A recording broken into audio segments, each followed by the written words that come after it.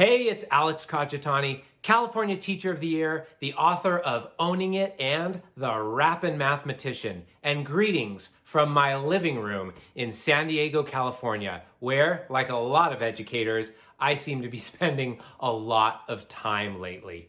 You know, as teachers, we've just finished what was clearly one of the strangest school years in history.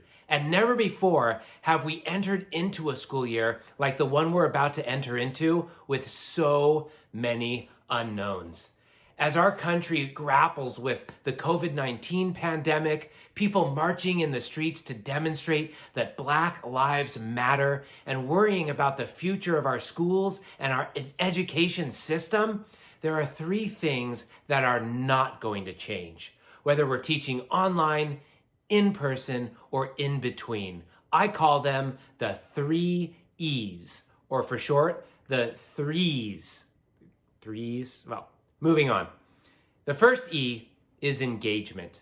As teachers, we've been trained to engage with our students. Whether they are in front of us in the classroom or remotely on a computer screen, our ability to engage with our students and build relationships will never waver.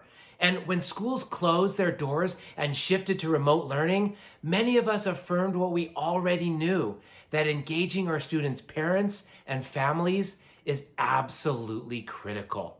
Now, I'm a math teacher, and when schools started to shut down, I knew that helping students learn math was going to fall toward the bottom of the priority list for many parents.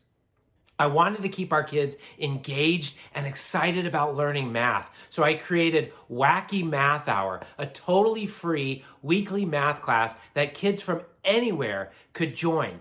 I put a few posts out on Facebook and I couldn't believe it. We had nearly 2,000 parents and teachers sign their kids up.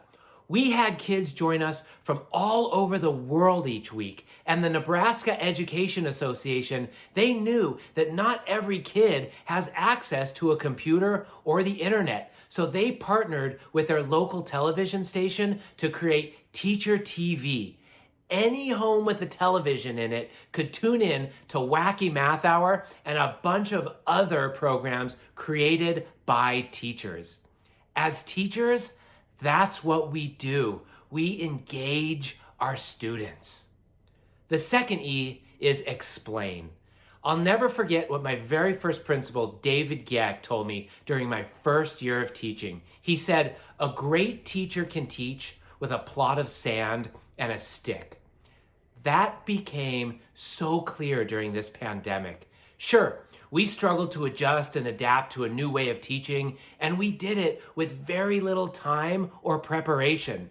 And we made a bunch of mistakes along the way.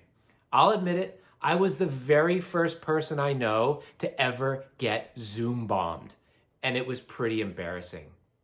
But what we found is that Zoom and the rest of the online platforms are just a technologically evolved version of a plot of sand and a stick.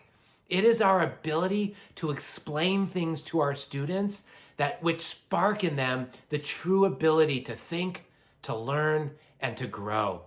And many of us are being pushed way out of our comfort zones right now as we're finding ways to explain topics that are not comfortable, as we seek to have conversations about race and how we can create anti-racist classrooms along with supporting our LGBTQ students. And for me, as a math teacher, still explaining the quadratic formula. As teachers, that's what we do. We explain things. And the final E is equity. Giving our students, all our students, the opportunity to learn, to grow, and to pursue their dreams is really, really hard, and it's really, really necessary. As so many took to the streets and marched for racial justice over the past months, so many of us teachers have stepped back to allow Black and Indigenous people of color's voices to be heard, and we've stepped up to learn how we can help create anti-racist schools.